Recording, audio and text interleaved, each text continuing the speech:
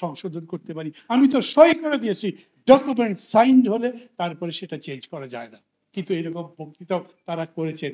এই জন্যই আমি বলছি, যখন ডক্টর ইউনূস বলেন না যে আমরা যারা যারা উপদেষ্টা পরিষদ আছি তারা সবাই নিজের নিজের জায়গায় খুবই সাকসেসফুল, আমি মানি আপনারা নিজের নিজের জায়গায় সাকসেসফুল, বাকি জায়গাতে আনারই আপনারা। আপনারা SMS করে পার্টি করতে গেছিলেন, আপনারা জনগণের সাথে সংযোগ করবার পারে কাজগুলো করতে পারেন নাই।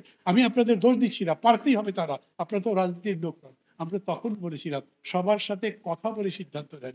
এই যে এত বড় সিদ্ধান্তটা নিলেন, সেই সিদ্ধান্ত নেবার সময়ও যারা যারা স্টেক হোল্ডার, যারা অংশী, যারা এতে আক্রান্ত হতে পারে তাদের সঙ্গে কথাই যে বলেননি, এটা কোন অ্যাটিচিউড, কি কারণে করছেন এগুলো, এবং এতে যে পুরো দেশকে একটা বিপদের মধ্যে ফেলে দিচ্ছেন, এটা না বোঝার মতো বোকা লোক তো আপনারা নন।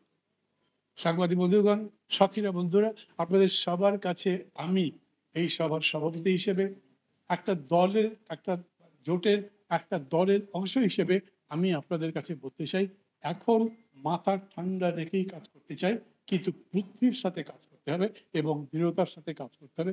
কারণ এই সবাই হচ্ছে সবচাইতে ক্রিটিক্যাল, এই অর্থে যে এখন পর্যন্ত কোন রকম উদ্যোগের কিছু খবর পাইনি। আমি জানি না যে এই ঘটনার পরে কেউ কাউকে ফোন করেছেন কিনা, কথা বলতে চেয়েছেন কিনা, পরস্পরের সাথে বসবেন বা এটা মেটানো যায় কিভাবে সেটা বলেছেন কিনা। তাহলে কথা যেখানে আছে সেখানেই যদি থাকে, আমি লিখে দিতে পারি 31 তারিখ এই কমিশনের মেয়াদ শেষ হওয়ার পরে যে সরকার আছে সেই সরকার কোনো দায়িত্ব পালনই করতে পারবে না। এদের বেশিরভাগের নামে তো অভিযোগ আছে বিভিন্ন ধরনের, ইতিমধ্যে অভিযোগ উঠেছে, তাদের পদত্যাগের দাবি উঠেছে, বলা হয়েছে এদের বাদ দিয়ে নতুন করে দরকার লাগে উপদেষ্টা পরিষদ করে, কেউ কেউ জাতীয় সরকারের কথা বলছে।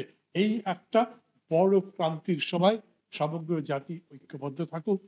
আমরা ওই ক্ষেত্রে অতীতে যেরকম দায়িত্ব পালন করেছিলাম একইভাবে কোনো মাতব্বরি নয়, দায়িত্বের অর্থেই আমাদের দায়িত্ব পালন করবার চেষ্টা করব।